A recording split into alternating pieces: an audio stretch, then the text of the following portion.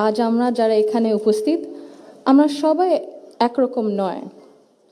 আমাদের আদর্শ আলাদা, অভিজ্ঞতা আলাদা, দৃষ্টিভঙ্গিও আলাদা। কিন্তু তারপরেও আমরা একসাথে বসেছি, আলোচনা করছি। কারণ আমরা সবাই দেশের জন্য, দেশের মানুষের জন্য ভাবছি।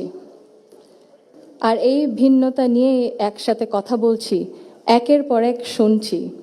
এটাই গণতন্ত্রের আসল সৌন্দর্য। আমার আগে যারা সম্মানিত প্যানেলিস্টরা কথা বলেছেন, তাদের সবাইকে আন্তরিক ধন্যবাদ জানাই।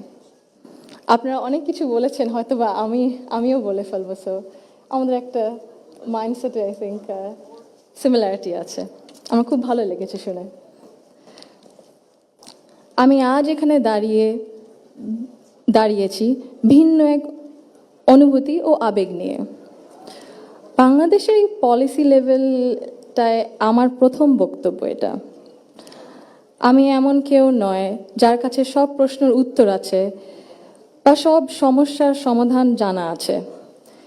তবু আমি বিশ্বাস করি, নিজের ছোট্ট জায়গা থেকেও সমাজের জন্য, দেশের জন্য কিছু করার আন্তরিকতা আমাদের সবার মধ্যে থাকা উচিত।